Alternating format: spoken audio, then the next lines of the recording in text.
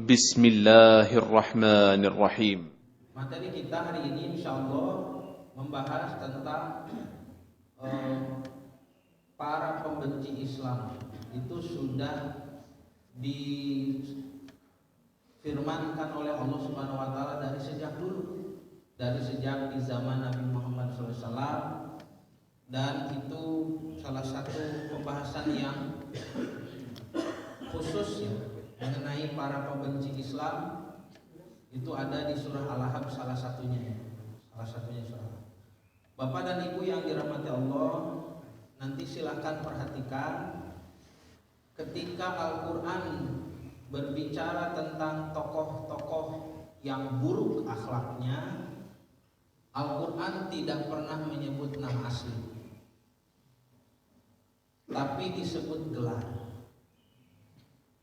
Setiap makhluk yang bersifat buruk di dalam Al-Quran, Bapak Ibu, tidak pernah disebut nama aslinya, tetapi disebut gelarnya, sebutan julukan, baik itu laqab ataupun kunyah, sebutan julukan dalam kehidupan sosialnya, ataupun memang gelar ya, yang didapatkan karena sifatnya.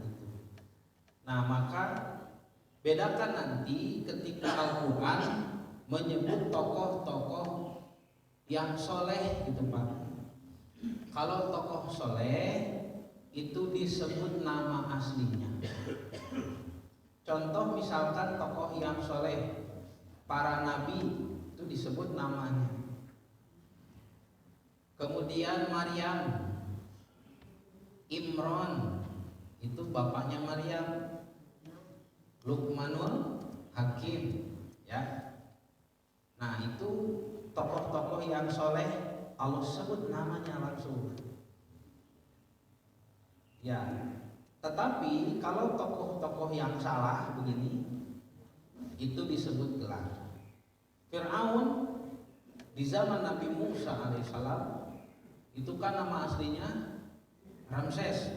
Nah, Ramses II.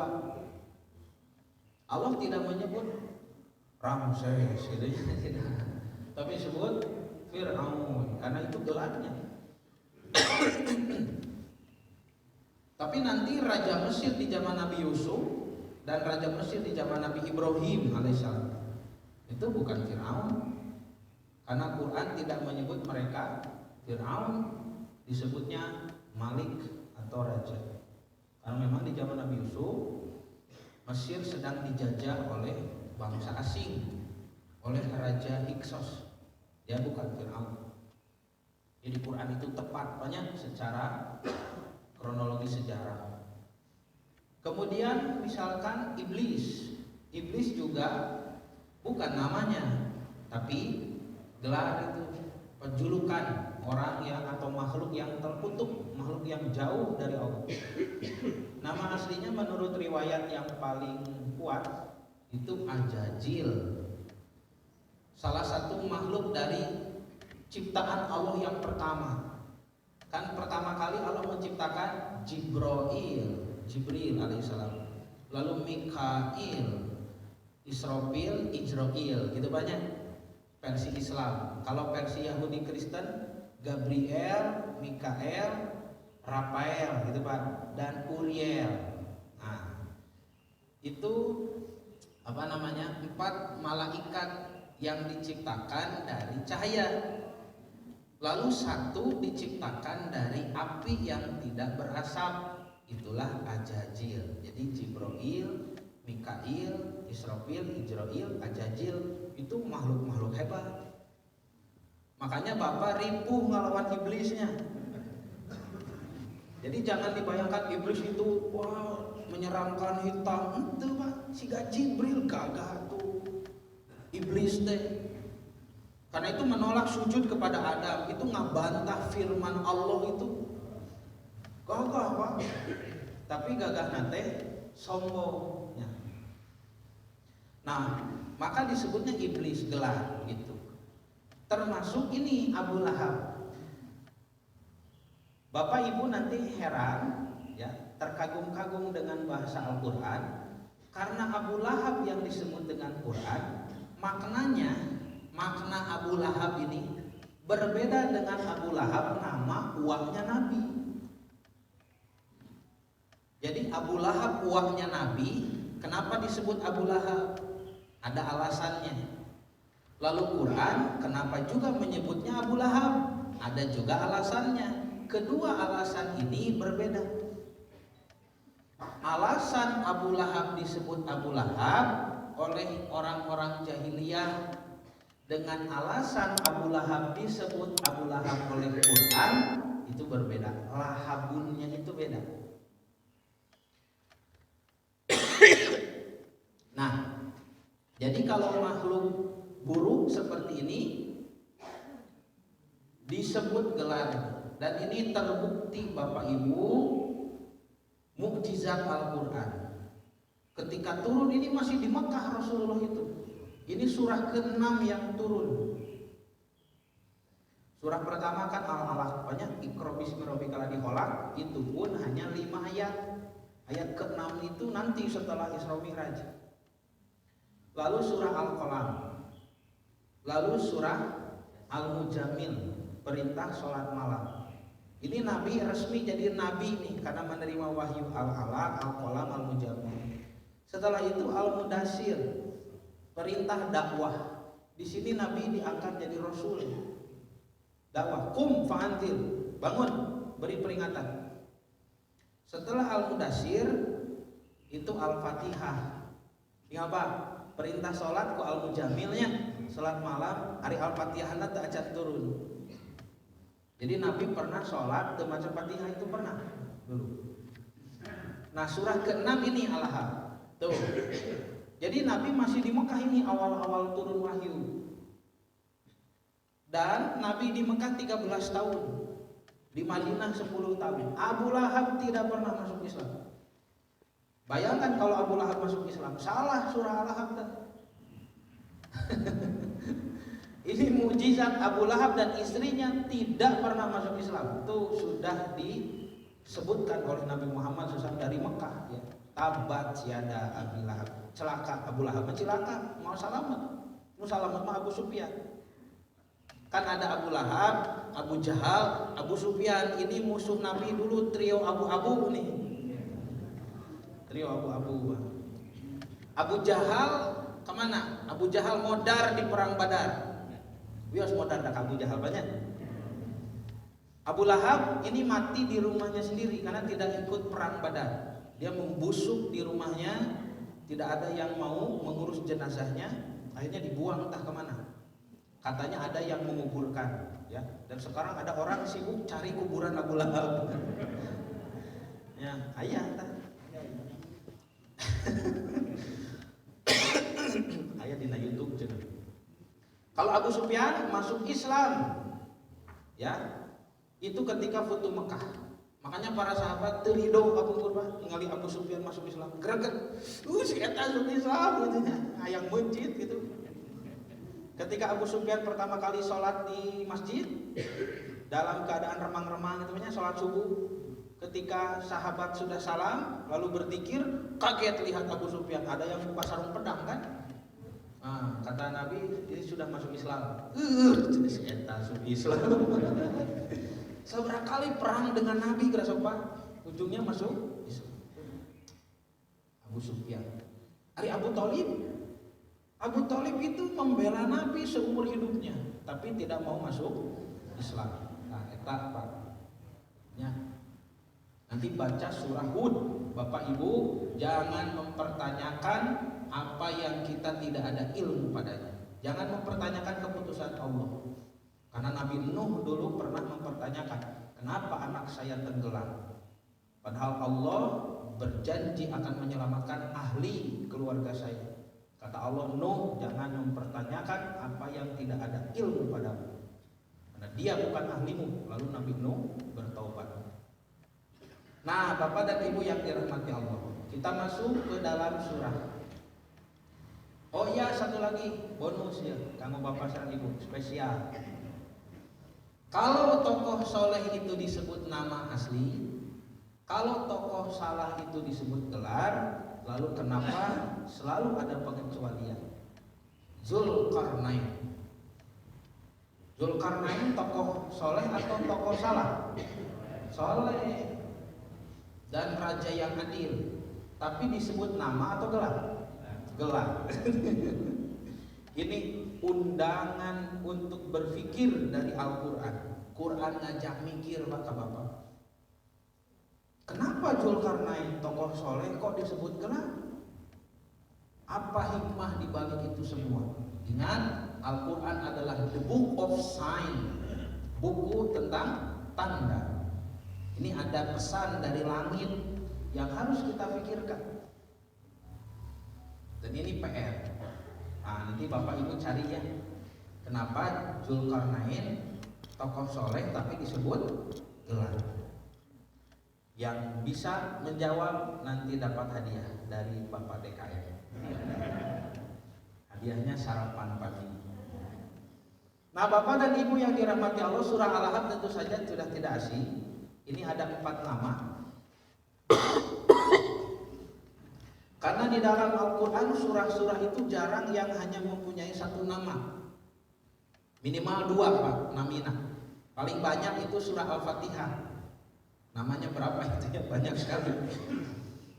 Surah Al-Ahzab namanya 4. 1 disebut suratul Lahab, surah Al-Ahzab.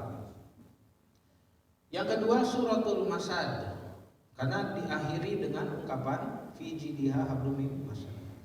Yang ketiga suratul Tabbat, karena diawali dengan ucapan Tabbat yada Abi Lahab wa tab. Yang keempat surah Abi Lahab, karena tentang Abu Lahab. Ini ada penjelasannya satu persatu. Disebut surah Al-Ahzab ternyata merujuk pada uangnya Rasulullah SAW. Kadang disebut paman-paman, padahal Nabi itu tidak punya paman, Pak ya. Karena bapaknya Nabi itu bungsu. Abdullah itu kan bungsu, jadi tidak ada paman sebetulnya. Yang disebut paman Rasul, paman Nabi, paman itu semuanya uang sebetulnya. Abu Thalib, Hamzah, Abbas, ya, Zubair, kemudian Abu Lahab, ini uang sebetulnya. Nah, maka Al-Quran menyebut Abu Lahab. Secara bahasa, Bapak Ibu, lahabun itu artinya menyala, huruf.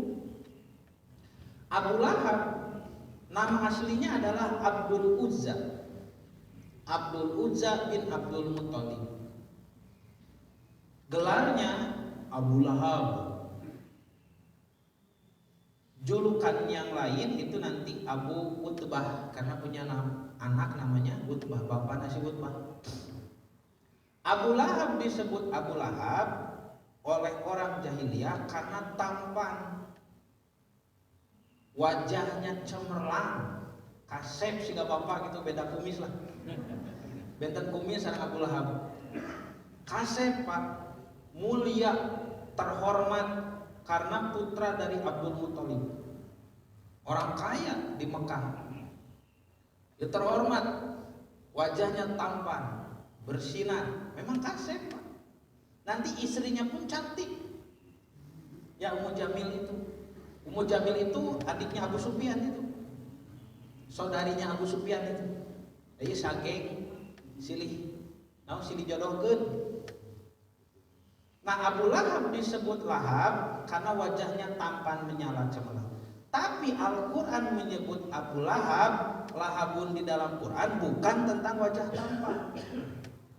Tapi lahabun di dalam Quran kembali kepada makna bahasa yang artinya menyala. Al-Quran menyoroti nyala api neraka. Gitu. Jadi Abu Lahab orang yang akan masuk neraka. Karena Allah menyebutkan itu di dalam ayat ketiga. Tabat yada Abi Lahab wa tab, ma aghna anhu maluhu wa ma kasab, sayasla naron data lahab. Lahab eta mah neraka. Dan banyak firman Allah yang lain menggunakan kata lahab artinya api neraka. Salah satu di antara contohnya surah Mursalat. Al-Mursalat ayat 31 menyebut la dolilin wala yugni minal lahab. Nah, lahab dirinya mah neraka. Jadi disebut Abu Lahab, kronologis penamaannya di zaman jahiliyah karena wajahnya tampan. Tetapi Al-Quran menyebutnya Abu Lahab bukan berarti Allah memuji ketampanannya, tetapi Allah menyindirnya. Wajah yang terang menyala itu akan masuk ke dalam api neraka yang menyala-nyala. Kedua, disebut surah Al-Masad. Secara bahasa merujuk pada tali yang berasal dari pohon masad. Tali tambang mengurang bapak. Ya, tumbuhan yang kuat dari Yaman. Atau secara umum adalah tali yang bersabut, berserat, kuat untuk mengikatnya pamidi orang tambang. Sebutan ini sering digunakan untuk litahkir, menghinakan, terutama berkenaan dengan peran istri Abu Lahab. Nanti ibu lihat di surah Al-Lahab istri disebut imro'atun. Cari surah yang lain yang menyebut istri, misalkan surah An-Nisa ayat pertama. Bismillahirrahmanirrahim. Ya ayuhan nasu taqu rabbakumul ladzi khalaqakum min nafsin wahidah, Nabi Adam. Wa khalaqa minha zaujah. Didinya mah disebutna zauj. Nah, kenapa disebut zaujah di situ? Ibunda Maryam, istrinya Imron, namanya Hana. Siti Hana melahirkan Maryam. Robbi inni wada'tuha unsa. Ya Allah, saya melahirkan perempuan. Kan saya minta laki-laki, tapi malah lahir perempuan. Didinya disebutna unsa. Bukan imro'atun, bukan zaujatun, tapi unsa. Nanti Allah berfirman juga, nisa'ukum harsul lakum. Istrimu adalah kebunmu. Tadinya mahan nisa. Kenapa Quran menyebut istri dengan berbeda-beda lafaz? Ini ada pesan dari langit.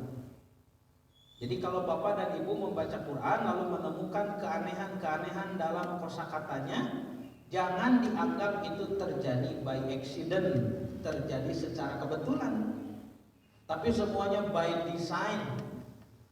Terjadi karena direncana ada kehendak yang maha kuasa di sana.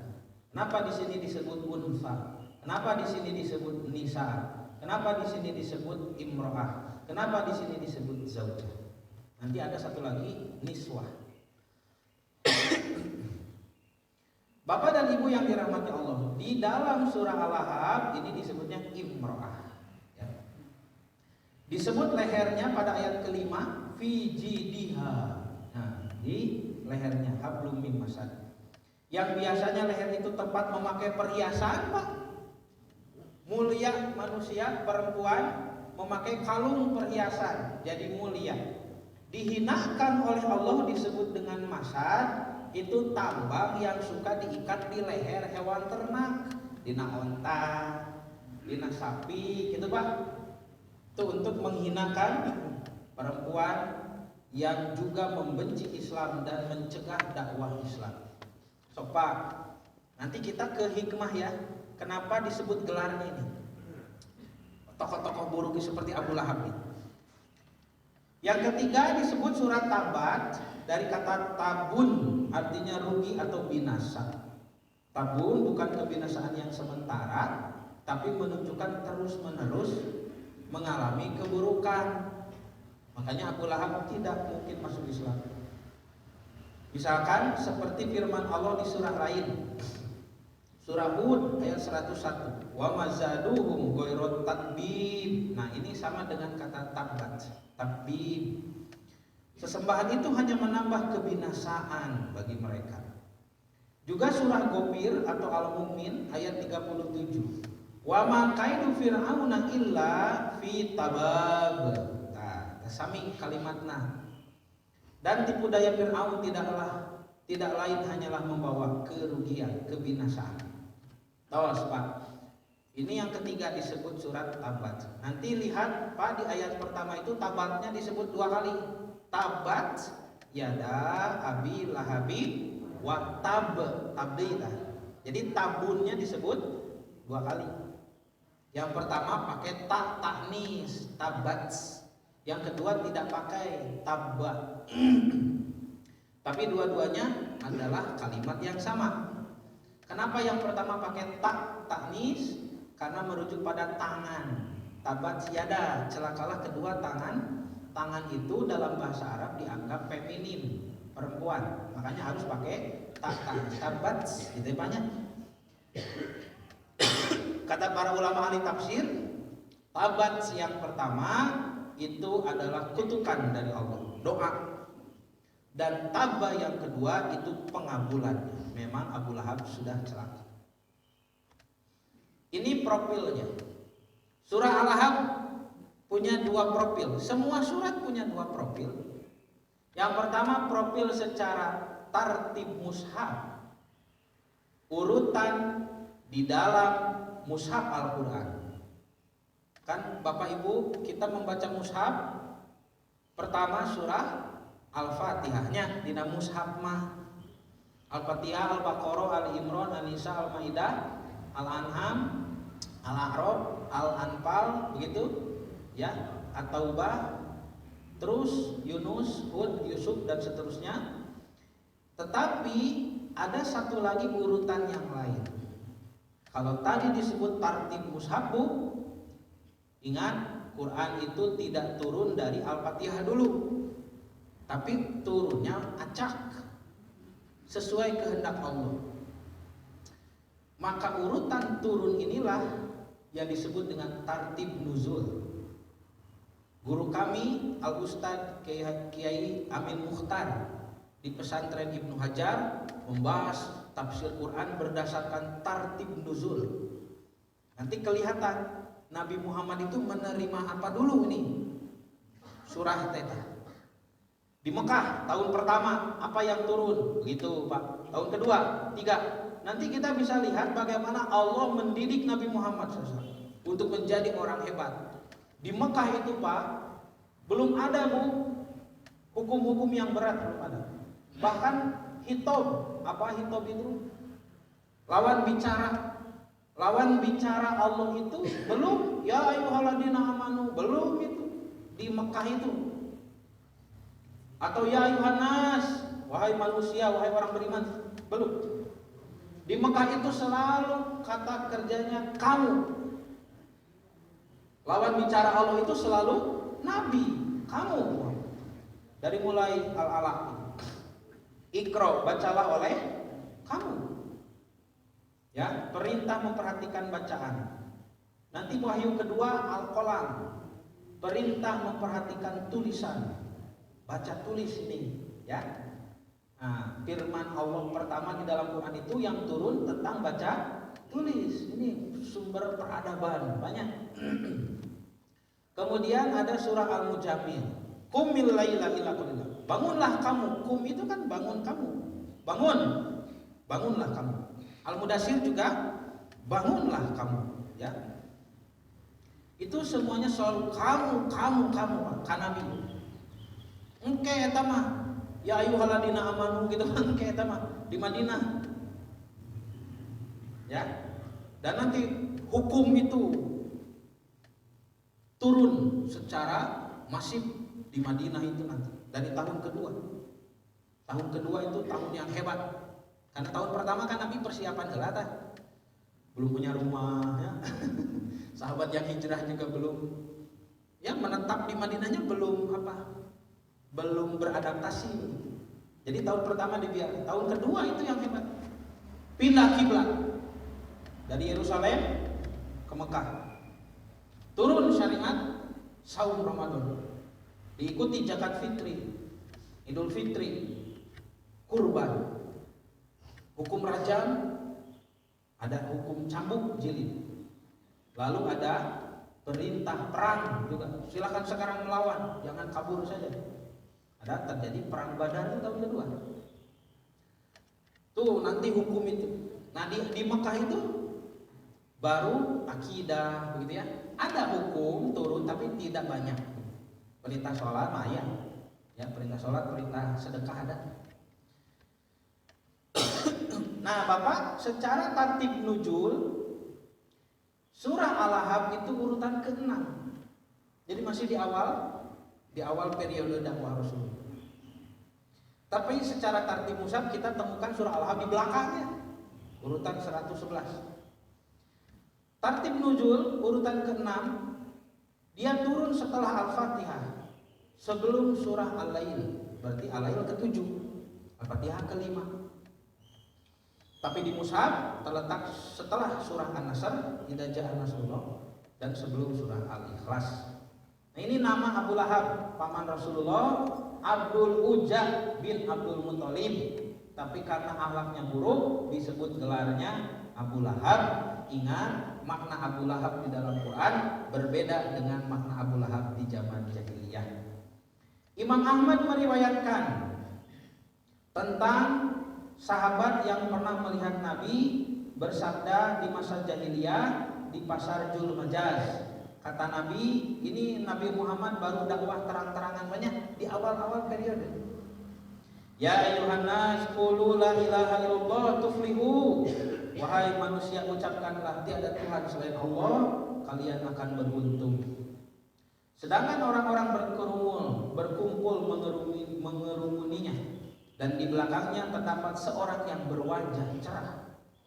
Tiap Nabi dakwah ke pasar, ke mana Nabi ke satu kaum, di belakang Nabi selalu ada orang yang berwajah cerah itu, bermata juling, rambutnya dikepang. Kapungul makasih berbanyak dikepang. Orang itu lantas mengatakan sesungguhnya dia adalah pemeluk agama baru lagi pendusta. Jadi di mana saja Rasulullah dakwah, di belakangnya ada orang ini yang tampan ini. Matanya juling, kasep, rambutnya dikepang, ciri anak bangsawan itu Pak. Lalu mengatakan, "Kadek ya Muhammad ini adalah orang pemeluk agama baru dan dia pendusta." Orang yang berwajah cerah itu selalu mengikuti Nabi kemanapun beliau pergi. Aku bertanya mengenainya, maka dijawab bahwa orang itu adalah pamannya sendiri, uakna gitu, bernama Abu Lahab. Hadis riwayat Ahmad. Rasulullah pernah mendatangi satu kabilah, sedangkan di belakang beliau terdapat laki-laki bermata juling, berwajah cerah, berambut lebat. Rasulullah berdiri di hadapan mereka, satu kabilah, lalu bersabda, "Ya Bani Fulan, ini Rasulullah ilaikum amarukum anta'budullaha la tusyriku bihi syai'an wa antusaddiquni wa tamununi hatta fidda anillahi ma ba'atsani bihi." Wahai Bani Fulan, aku adalah Rasulullah, utusan Allah kepada kalian, memerintahkan kalian untuk menyembah Allah, jangan dipersekutukan Dia dengan sesuatu pun. Benarkanlah aku, belalah aku, hingga aku dapat melaksanakan semua yang diutuskan oleh Allah kepadaku. Ini ajakan Rasulullah kepada satu kabilah.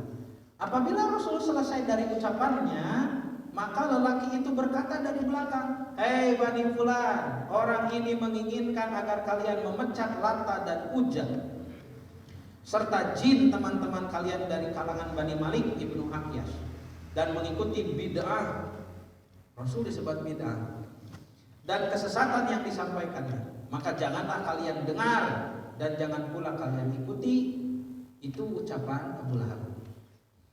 Aku bertanya kepada ayahku, ini kata sahabat yang meriwayatkan hadis, siapakah orang ini? Ayahku menjawab bahwa dia adalah pamannya yang dikenal dengan nama Abu Lahab. Imam Ahmad dan Imam At-Tabrani telah meriwayatkan pula dengan lafaz yang sama. Tahu apa? Begitu kelakuan Abu Lahab deh. Ini yang paling hebat, sampai turun surah Al-Ahzab itu, bahwa langsung kadinya Rasulullah SAW datang ke lembah Batok, lalu menaiki bukit yang ada padanya, berseru, "Awas ada musuh di pagi hari ini." Maka orang-orang Quraisy berkumpul. "Hau cenah Muhammad, aya musuh." Rasul bersabda, "Bagaimana pendapat kalian?" Kata Nabi ini, "Jika aku sampaikan berita kepada kalian bahwa musuh akan datang menyerang di pagi atau petang hari, apakah kalian percaya kepadaku?" Ingat Nabi Muhammad gelarnya Al-Amin. Maka mereka menjawab, ya, tuh masih percantan Quraisy teh. Nabi bersabda, maka sesungguhnya aku memperingatkan kepada kalian bukan akan datang musuh, tapi yang lebih hebat dari itu datangnya azab yang keras kalau kalian masih menyembah berhala begitu. Maka Abu Lahab berkata, nah ini Abu Lahab berkata, taban laka ya Muhammad. Nah, eta apa ucapannya itu, celaka kamu Muhammad. Apakah karena ini kamu mengumpulkan kami? Maka Allah menjawab ucapan Abu Lahab yang mengatakan taban laka ya Muhammad, celaka kamu Muhammad, dengan ucapan, dengan firman tabat yada Abi Lahab. Turun tak? Bapak Ibu mungkin aneh, kenapa ada uang sejahat itunya? Rarausan orang ngadu uang Pak, itu gitu-gitu teuingnya. Barangnya cek abdi teh abdi, misalkan abdi nuju ngawas kieu pun uang di dinya aya. Bohong Pak, wadul gitu. Mana cek abdi teh nya ari uang kunaon? Mun gering rek dianterkeun ka rumah sakit gitu. Ari uang nanaonan. Bener kan tiasa ngobrol banyak, tapi masih gajeng musuh. Kenapa? Abu Lahab sejahat itu. Ternyata Bapak Ibu, Abu Lahab dengan bapaknya Rasulullah itu beda ibu. Ini Nabi Muhammad kan, di sini Nabi Muhammad. Nabi Muhammad putra Abdullah. Abdullah ini saudara kandungnya Abu Thalib, Jubair, itu yang laki-laki. Kemudian yang perempuan ada Ummu Hakim, Arwa, Umaymah, Atikah, Barroh. Ini semuanya putra dari Fatimah, istri Abdul Muthalib. Fatimah ini istri Abdul Muthalib yang pertama. Tapi Abdul Muthalib punya istri yang lain yang terkenal cantik, namanya Lubna. Dari istri yang cantik inilah lahir si Abu Lahab, mata kasep gitu Pak. Ternyata Abu Lahab sejahat itu kepada Nabi Muhammad karena uatere gitu. Oh si uai mah uatere ya mah, bukan uak kandung. Kalau uak kandung Nabi, kakaknya Abdullah, kakak kandung Abu Thalib, paingannya Abu Thalib mah. Tapi da eta mah dasar Abu Lahab nawe goreng hate Pak. Karena Abdul Muthalib punya istri yang lain, ada yang bernama Hallah dan Natillah. Hallah ini melahirkan Hamzah. Hamzah mah nyaah geuning ka Nabi. Hamzah ini orangnya keras kan, pekerjaannya berburu, tapi bukan berburu rusa, kelinci, bukan hewan-hewan kecil begitu. Berburunya binatang buas, ya.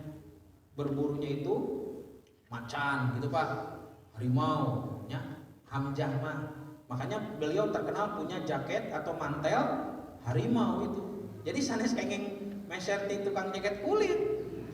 Eta memang kenging maehan Pak, meong dipaehan, dijieun jaket ku Hamzah. Makanya ketika Abu Jahal pernah menghina Nabi di dekat Ka'bah, Hamzah datang lalu memukul kepala Abu Jahal dengan anak panah, titakol sirah, cicing Abu Jahal. Karena tahu Hamzah itu sebengis apa, gagah. Nah ini sayang kepada Nabi.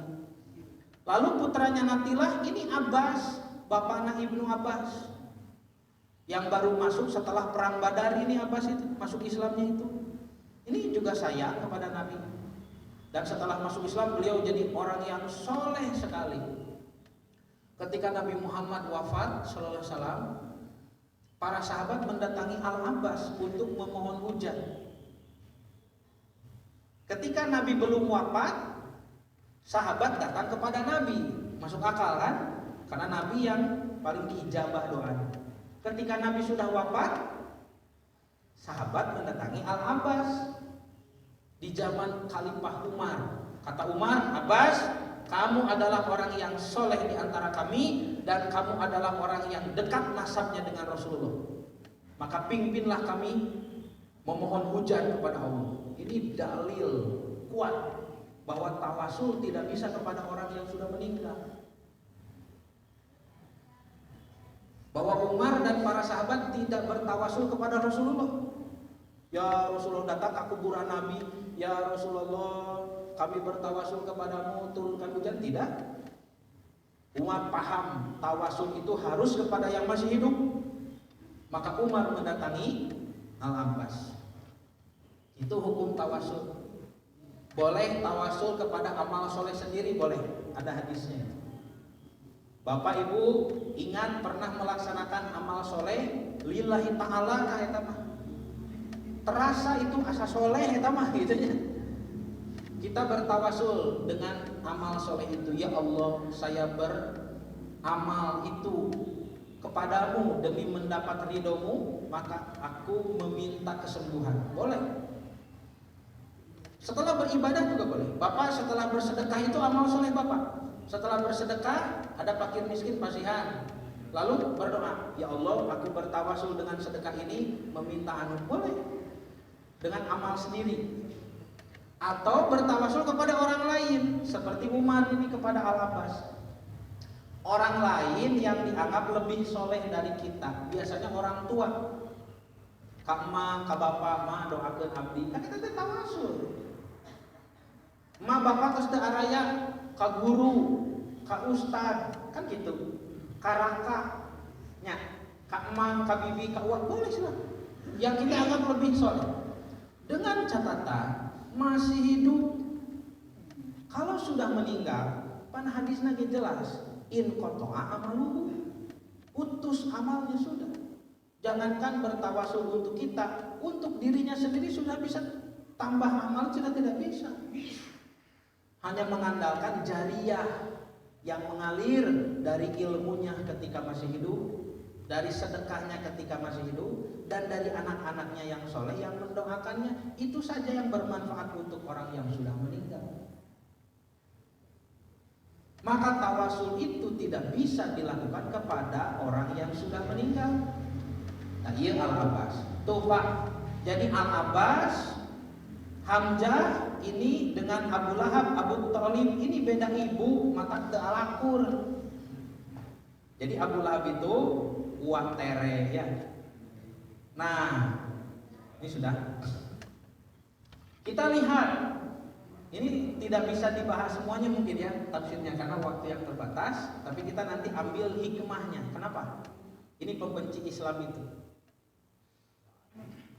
Bapak dan Ibu yang dirahmati Allah, di ayat pertama disebut tabat siada, celakalah kedua lengan, tangan Abu Lahab. Disebut dua tangan, apakah kakinya selamat? Kepalanya selamat tidak? Nah, ini dalam gaya bahasa Arab disebut gaya majaz mursal. Wah, kena pesantren ini. Kena belajar balagoh. Nah, ya. Hadis dan Quran itu balagoh unggul, sastra Arab. Nah, itu pelajaran ayat, ilmu balagoh, ilmu bayan, ilmu badi, ilmu ma'ani, ilmu arud, ya. Syair jahili. Banyak. Jadi bahasa Arab itu bukan hanya nahwiyah dan sorof saja. Nah, nanti Bapak dan Ibu akan mengenal majaz mursal itu apa? Disebut sebagian, yang dimaksud seluruhnya. Di kita juga ada. Bapak beli sapi 2 ekor. Ekorna unggul? Sanesnya. Nah, resep sok buntut kumaha Bapak teh? Besar sapi buntutna unggul. Yang dimaksud 2 ekor itu seluruhnya. Disebut sebagian, yang dimaksud seluruhnya. Dia tidak terlihat batang hidungnya. Nah, ada hidung berjalan sendiri begitu? Nah, bukan, maksudnya seluruhnya. Nanti macam-macam jenis majaz itu. Ada yang disebut sebagian, yang dimaksud seluruhnya. Ada disebut seluruhnya, dimaksud sebagian. Ada disebut tempatnya, dimaksud penghuninya. Ada. Disebut penghuninya, dimaksud tempatnya. Ada. Misalkan begini, gara rarengnya kelas teh, kelasnya lu gandeng, temboknya gandeng gitu. Bukan, tapi penghuni kelas itu. Jaroroknya pasar teh, pasaran lu jorok? Bukan, tapi orang-orangnya. Jam, piceun asbak teh, Jol blower we asbab teh dialungkeun. Teu ngarti majaz ta budak. Maksud adalah isinya. Cek ibu teh neng piceun eta tong sampah, jol blower eta tong sampah dipiceun mah. Nya di urang ge aya. Eta teh dina bahasa Arab mah dielmukeun gitu, tiasa dipelajari. Jadi disebut tabbat siada, kedua lengan Abu Lahab yang celaka, yang dimaksud adalah seluruhnya.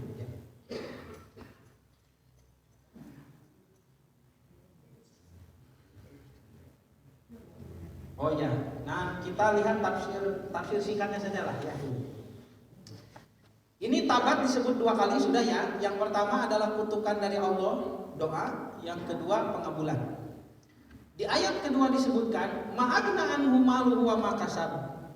Tidak akan agna membuatnya kaya. Anhu baginya. Maluhu hartanya. Berarti Abu Lahab menjegal dakwah Islam itu nggak modal Pak, ngaluarkeun harta. So, wama kasab, dan kasabnya secara bahasa kasab itu usaha.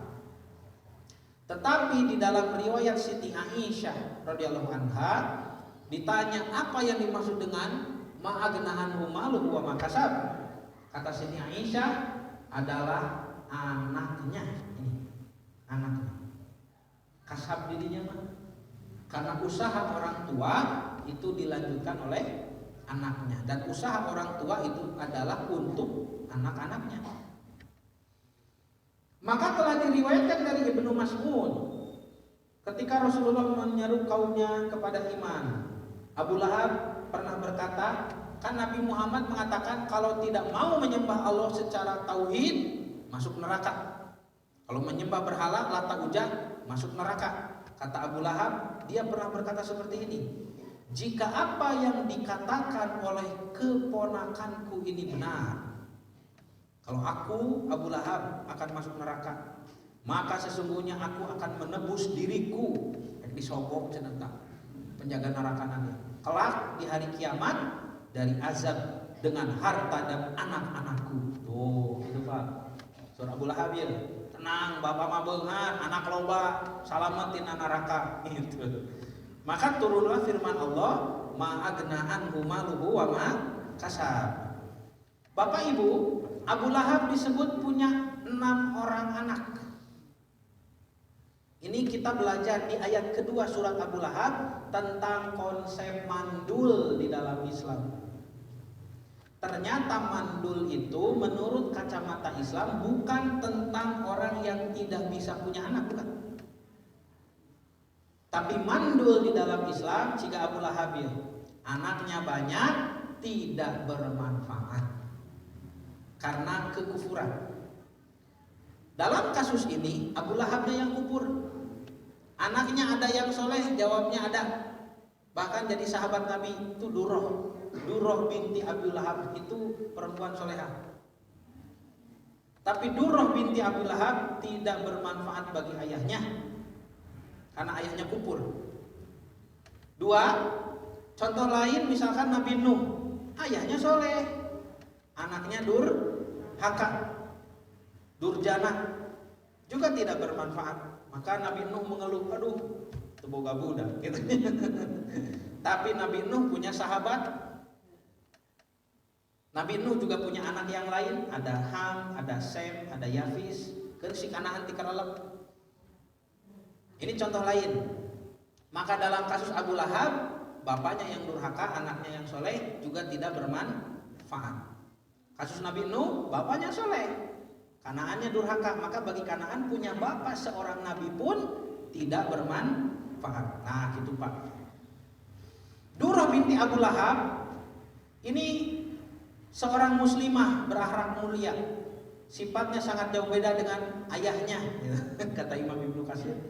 Muhammad Ibrahim Salim dalam bukunya bertajuk Perempuan Mulia di Sekitar Rasulullah mengungkapkan setelah masuk Islam, Durrah hijrah menyusul Nabi ke Madinah. Jatan pangitan ka Nabi teh naon? Nya Kapi Rai sebenarnya, Kakapian namanya, putra Uwa. Nabi teh putra Mang gitu. Kapi Adi. Jadi teteh Nabi teh ka Durrah teh. Teteh tigigir gitu. Mohon. Kata Imam Az-Zahabi, Durrah punya sebuah hadis. Tuh meriwayatkan hadis juga dalam Al-Musnad, Musnad Imam Ahmad, dari riwayat putra pamannya dari Haris bin Naufal. Tuh meriwayatkan hadis, jadi sahabiat Rasulullah. Ada Rukuti meriwayatkan Durrah ini binti Abu Lahab pernah berkata, Nabi bersabda, seorang yang hidup tidak menanggung derita lantaran kejelekan yang diperbuat orang yang sudah mati. Ini ucapan hiburan dari Nabi kepada Durrah. Durrah, Abu Lahab bapakmu itu sudah mati, meskipun dia durhaka, tapi kamu tidak akan menanggung dosanya. Itu Pak. Ucapan Nabi ini hiburan bagi Durrah, karena Durrah ketika hijrah ke Madinah dibully. Cek orang Madinah teh kieu, cek ibu-ibuna gitu tah, Bu. Apa teh cenah surah Al-Lahab nya eta Abu Lahab teh budakna. Jadi Durrah teh kabatin, aing kitu nya dibeja-beja urang anak Abu Lahab. Itu begitu riwayatnya. Jadi Durrah itu kena bully dulu oleh segelintir ibu-ibu lah di pasar. Maka Nabi bersabda seperti ini, seorang hidup tidak menanggung derita lantaran kejelekan yang sudah mati. Sabda Nabi ini sesuai dengan firman Allah Ta'ala, surah Fatir misalkan ayat 18. Surah Fatir mengatakan wala taziru wajratun wizra ukhra. Seseorang tidak menanggung dosa orang lain, gitu Pak. Kecuali kalau dosanya diteruskan jadi jariyah. Misalkan Abu Lahab kan membenci Nabi, nanti putra-putranya membenci Nabi, itu Abu Lahab terus dapat dosa kan? Kenapa bisa multi level begitu dosanya? Karena dia memberikan teladan keburukan begitu. Jadi karena memberikan contoh keburukan ditiru orang lain, wayahna eta mah kenging dosa dan tina sikapnya sendiri. Jadi bukan karena menanggung dosa orang lain. Ternyata juga ada sahabat Abu Lahab nih, namanya Al-As bin Wa'il. Al-As bin Wa'il juga sama, mengolok-olok Nabi, padahal dia punya anak seorang sahabat. Al-As bin Wa'il, bapak ibu mungkin aneh dengan namanya, asing. Tapi ibu bapak pasti kenal putranya. Itulah Amr bin As. Nah, sahabat Rasulullah SAW. Amr bin As, putrana Al-As bin Wa'il. Al-As bin Wa'il adalah orang yang menyebut Nabi Muhammad itu abtar, mandul, terputus nasabnya. Karena Nabi punya 3 anak laki-laki, semuanya meninggal. 1 Qasim, 2 Abdullah, 3 Ibrahim, meninggal semuanya. Kata Al-As bin Wa'il, Muhammad abtar, Muhammad mandul, terputus. Karena anak perempuan dulu tidak dianggap jadi ahli waris meneruskan kemuliaan bapak, itu tidak bisa. Karena dulu merendahkan perempuan kan. Maka kata Allah, kata Ibnu Abbas, firman Allah surat Al-Kautsar, inna syani'aka huwal abtar, itu tentang dia. Sesungguhnya yang mengolok-olok kamu, dialah yang abtar itu, yang mandul. Padahal Al-As bin Wa'il itu punya anak, Amr bin As dan Hisham bin As. Ini hadisnya riwayat Ahmad. Ibn Al-As, 2 putra Al-As bin Wa'il, mukminani, 2 orang beriman, Amr dan Hisham tentunya. Itu Pak. Jadi Abu Lahab dan sahabatnya juga nih Al-As bin Wa'il, ya, itu punya anak banyak tapi tidak bermanfaat, makanya mandul. Pernah dulu Amr bin As dan Hisham bin As mau menyembelih unta nazar dari bapaknya. Bapaknya yang kafir itu bernazar mau sembelih 100 ekor unta. Hisham si adik sudah menyembelih setengah 50. Amr si kakak tidak berani, bertanya dulu kepada Rasul. Rasul menjawab, ini hebat Pak jawaban Rasul, jawaban orang cerdas, didengarkan oleh Amr bin As, sahabat yang juga cerdas. Kata Amr bin As, bagaimana saya mau menyembelih, menunaikan nazar bapakku yang kafir, durhaka. Kata Nabi, tidak begini, tumunang. Atau boleh, tidak begitu Nabi. menjaga perasaan. Kata Nabi begini, amma abuka falau kana aqor bi tauhid fasumta wa tasaddaqta anhu nafa'ahu dzalik. Amar, bapak kamu itu kalaulah dulu berikrar tauhid, masuk Islam, maka kamu bersedekah, kamu saum, pasti bermanfaat baginya. Terus, tidak menyebut boleh atau tidak. Tapi dengan jawaban ini Amr bin As paham bahwa berarti tidak boleh begitu. Ente kieu ari urang mah lamun dijawab kieu ku Nabi cek urang teh kieu. Mun baheula si bapak asup Islam mah hidup saum jeung sedekah pasti manfaat. Mumunnya Rasul duh nyakal si bapak mah. Eta kumaha tuh wios tong? Teu ngarti kita itu. Nah ini kecerdasan para sahabat namanya.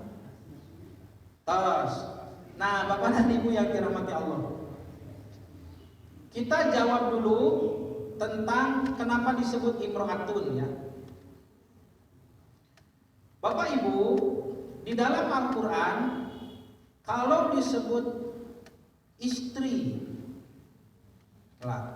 istri yang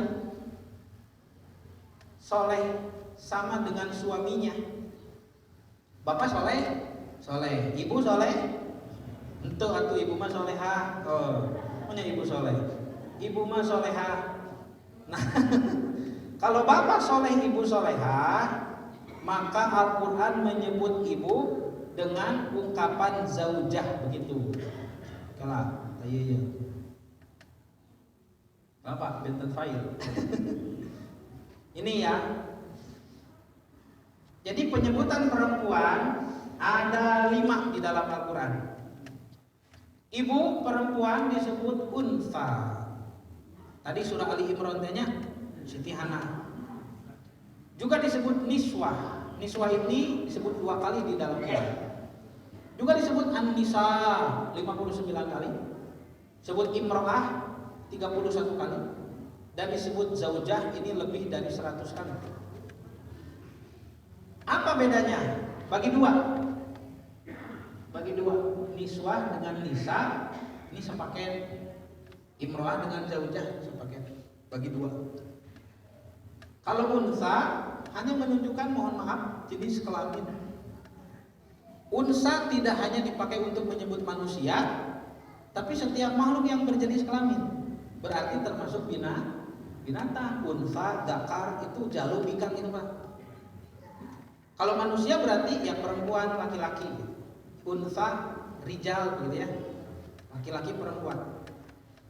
Jadi hanya membedakan jenis kelamin itu unsa. Kalau niswah dan nisa ini membedakan perempuan dari segi kuantitas atau jumlah. Kalau ada ibu ngabri dia lebih dari satunya, 2, 3, 4 orang. Jama plural lebih dari 1, tapi masih sedikit. 4, tadi bahasa Arabnya niswah. Perempuan yang banyak tapi masih dalam jumlah yang kecil, lebih dari 1 tapi masih sedikit. Niswah ngabri ibu tehnya ke jalan 5-an, nah niswah. Tapi kalau sekarang ibu duduk di sini di masjid banyak ini ya, banyak ini an-nisa, menunjuk perempuan yang banyak. Makanya ada surah an-nisa itu untuk kaum muslimah kan. Sedangkan imro'ah dan zaujah, kalau tadi disebut kuantitas, sekarang disebut kualitas. Kalau bapak soleh, ibu solehah, maka ibu disebut zaujah gitu. Zaujah. Contoh surah An-Nisa ayat 1 tentang Siti Hawa. Nabi Adam soleh, ibunda Hawa solehah, disebutna wa khalaqu minha zaujaha. Ya, zaujah. Tapi kalau ada ketidakcocokan dari ibu dan bapak, ada yang bermasalah nih. Apakah bapak yang bermasalah atau ibu yang bermasalah? Tidak cocok, tidak sama-sama soleh, maka ibu disebutnya imro'ah. atau kedua-duanya tidak soleh, begitu. Bapak yang soleh, ibu yang salah. Contoh siapa? Nabi Nuh, Nabi Lut. Nih surat At-Tahrim ayat 10. Daraballahu mathalan lil ladzina kafaru imra'atan Nuhin wa imra'atan Lutin. Allah memberikan perumpamaan kepada orang yang kufur terhadap Allah. Hati-hati perempuan yang kufur meskipun suaminya Nabi disebut imro'ah. Ente zaujatan Nuhin, zaujatan Lutin ente. Imro'ah berarti istrinya tidak solehah ini. Sekarang dibalik, istrinya solehah, bapak anak teu soleh, Fir'aun. Masih surat At-Tahrim ayat 11. Ayat selanjutnya, wa daraballahu mathalan lil ladzina amanu. Sekarang Allah beri perumpamaan kepada orang beriman, imra'ata Fir'aun. Itu zaujata Fir'aun teu. Da Fir'aun teu saleh ieu mah. Istrinya yang soleh Siti Asyiyah radhiyallahu anha. Tuh Pak Bu, janten cobi dupi bapak sareng ibu ya jauh-jauh imro'ah Bu. Pak, ibu jauh-jauh imro'ah. Oh, jauh-jauh sareng bawadanya. Berarti bapak soleh, ibu solehah. Terus ibu jauh-jauh imro'ah. Jauh-jauh sareng bapak di bumi. Upami di pasar imro'ah. Para nurut, Bu atos Bu atos ayo we balanja teh nya dirawel. Nah ini Bapak Ibu ya, perbedaan lafaz Al-Quran. Jadi kalau suaminya soleh seperti Nabi Nuh, Nabi Lut, istrinya salah, imro'ah. Dibalikkan, istrinya solehah, Siti Asyiyah, suaminya durhaka Fir'aun, juga imro'ah. Atau tidak soleh kedua-duanya seperti Abu Lahab, suaminya gejul, istrinya gejul nih. Ah ini juga imro'ah sama. Ternyata Bapak Ibu, ungkapan zaujah itu ungkapan yang mahal di dalam Al-Quran.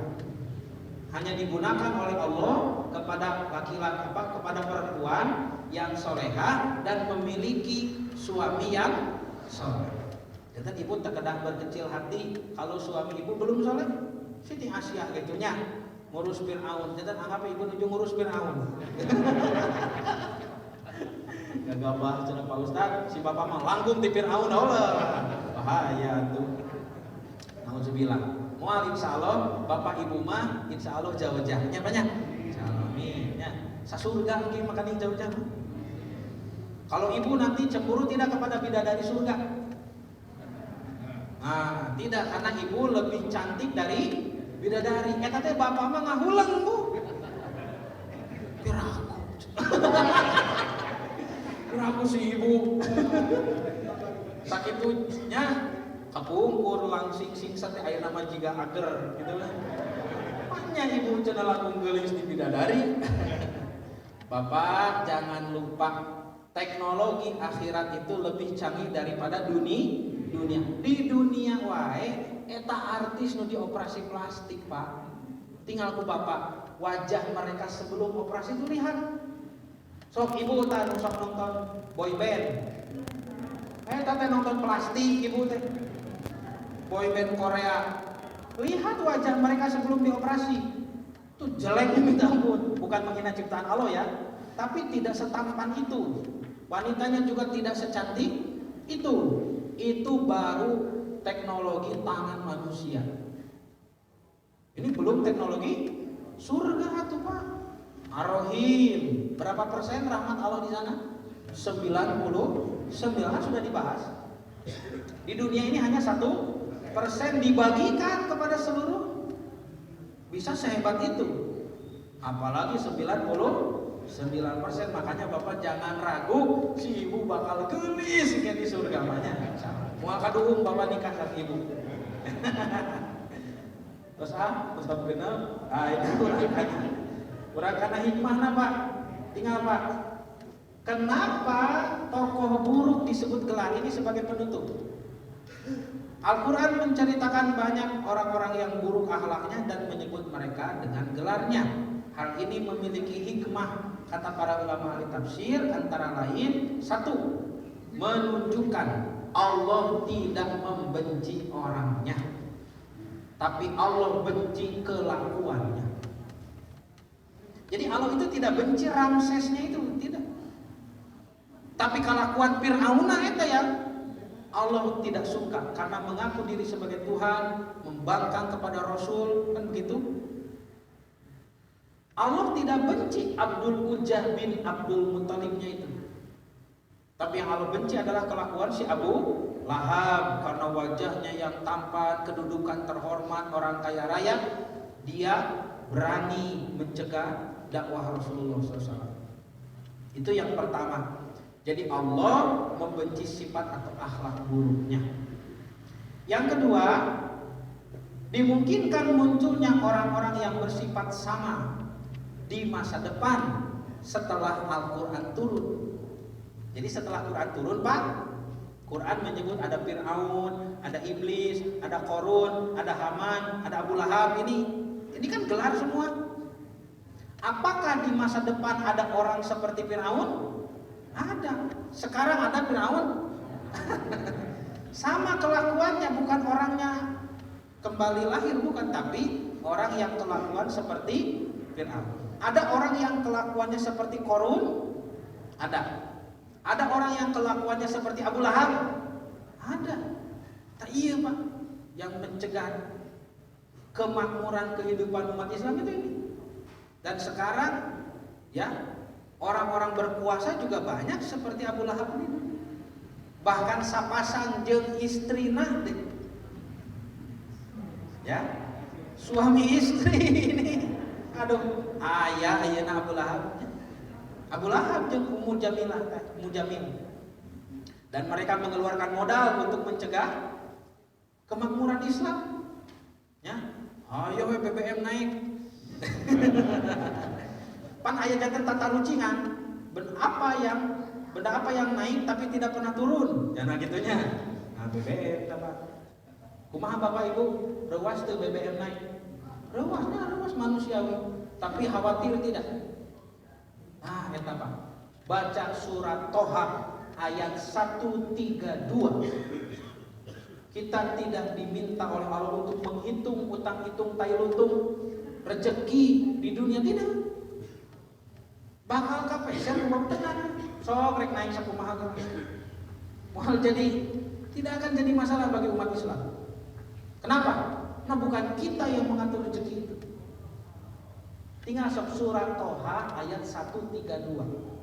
Allah hanya minta Bapak Ibu sholat. Kan eta kitu ayatna teh.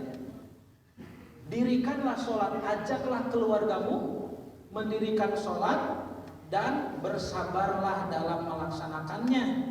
Hanya itu yang ku minta, rizkimu aku yang mengurus, kata orang mah sholat. Terkadang yang kira naik 3.000 buat nya, urang mah gaduh Allah. Da Allah nu, kabayang ku Bapak, ini manusia ini hampir 7 miliar lebih sekarang. Sok etang ku Bapak sawah di mana wae, kebon di mana wae, ternak di mana wae, cukup tidak untuk 7 miliar? Kabayangku, akalku, logika, kenapa orang tiap hari makan? Bahkan dosa kali makan oge. Kan itu sobat bagi kaum yang berpikir itu kan mustahil lah. 7 miliar dalahar grasau. Di mana ini? Kenapa cukup begitu? Karena itu Allah yang mengatur rezeki. Tapi ingat, penyaluran rezeki dari Allah ini bisa dirusak oleh kedoliman penguasa. Karena itu Afrika kelaparan, eta mah kadoliman. Ya. Jadi makanya dosanya berat pamimpin. Pamimpin dolim itu paling ripuh ke di akhirat. Nah, jadi Bapak dan Ibu yang dirahmati Allah, inilah potret daripada para pembenci Islam. Dari dulu sudah ada. Tidak usah kita mensikapinya dengan dengan anarkis ya, atau dengan dilema, ya, stres begitunya, dari dulu memang sudah ada. Dan ini salah satu contoh tokoh terbaik pembenci Islam yang dikutuk di dalam Al-Quran, itu Abu Lahab dan istrinya ya. Dan itulah hikmah kenapa orang-orang yang berakhlak buruk itu disebut gelar, karena Allah tidak membenci orangnya tapi membenci akhlak buruknya, dan juga dimungkinkan munculnya orang-orang yang sama di masa depan. Sekian Bapak dan Ibu yang bisa saya sampaikan, mudah-mudahan menjadi sedikit tambahan ilmu yang bermanfaat khususnya bagi saya sendiri dan menjadikan motivasi beribadah kepada Allah lebih tinggi. Saya tutup dengan doa, Rabbana atina fid dunya hasanah wa fil akhirati hasanah wa qina adzabannar.